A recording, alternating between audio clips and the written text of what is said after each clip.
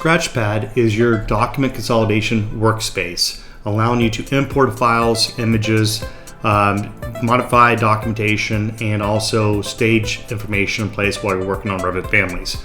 As simple as just go ahead and clicking the import file. Let's just say pick this wood configuration file, select that, and ask you what you want to select. Pick an area that you think is relevant for your work, where you want to place it right here, and it all gets populated. If we want to load an image in, say a door detail family, import the image. Let's pick an image, select it, place the spot, and now move it around accordingly, and you have all the information you need for continuing with the work of Revit families.